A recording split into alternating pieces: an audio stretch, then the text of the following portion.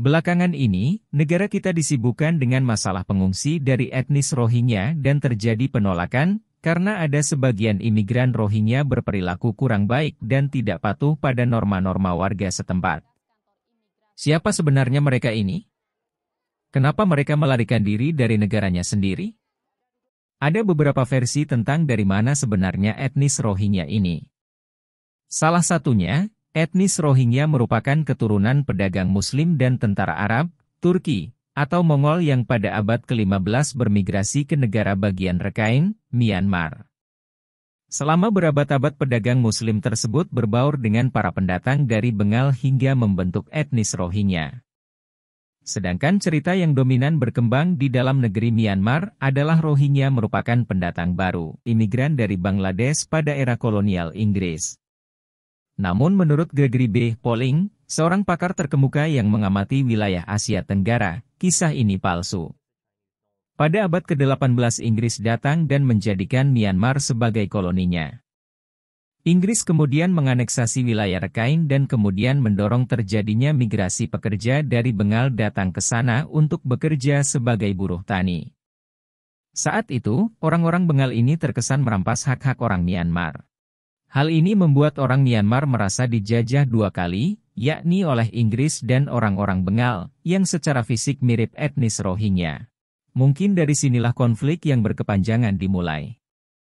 Pada Perang Dunia Kedua, pasukan Jepang kemudian menginvasi Myanmar, yang saat itu berada di bawah kekuasaan kolonial Inggris. Sebagai bagian dari strategi untuk menghalangi Jepang, Panglima pasukan di Delhi, Wavell, mendirikan V-Force, yang mempersenjatai penduduk lokal Rohingya di Arakan Utara untuk melawan Jepang. Hal ini membuat mereka semakin dibenci penduduk lokal karena dianggap sebagai antek dari Inggris. Pasukan Inggris kemudian terdesak dan mundur, dan dalam kekosongan kekuasaan yang tersisa, kekerasan besar akhirnya pecah antara warga Rakhine yang beragama Buddha yang pro-Jepang dan penduduk Rohingya yang mayoritas Muslim yang pro-Inggris.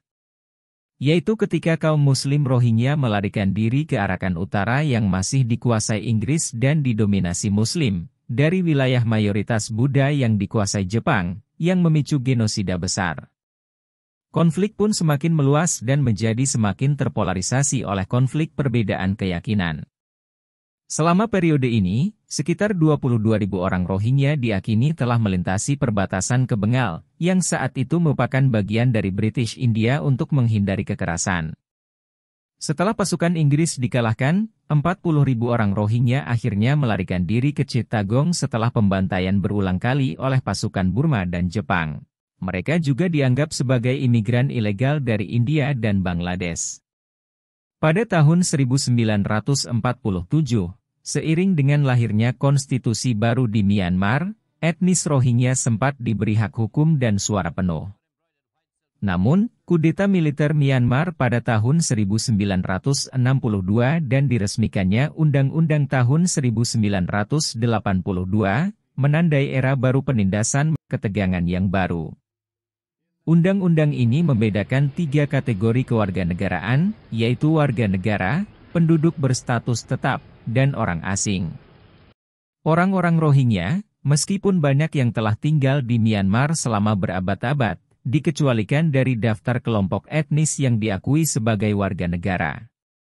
Undang-undang ini pun dikecam secara luas karena menyebabkan etnis Rohingya menjadi apatride atau tanpa kewarganegaraan.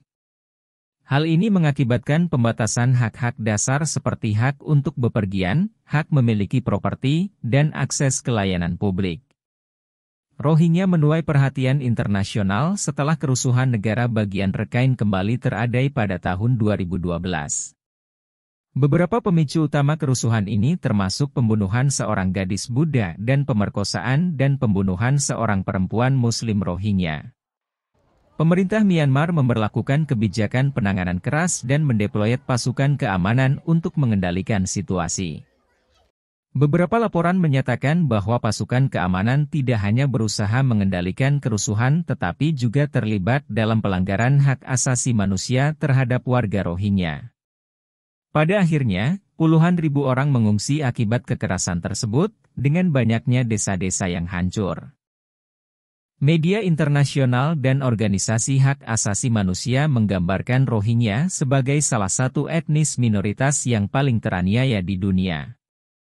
Untuk menghindari kekerasan di daerahnya, banyak di antara orang-orang Rohingya yang melarikan diri ke pemukiman-pemukiman kumuh dan kamp-kamp pengungsi di negara tetangga Bangladesh, dan sejumlah besar orang Rohingya juga bermukim di daerah sepanjang perbatasan dengan Thailand.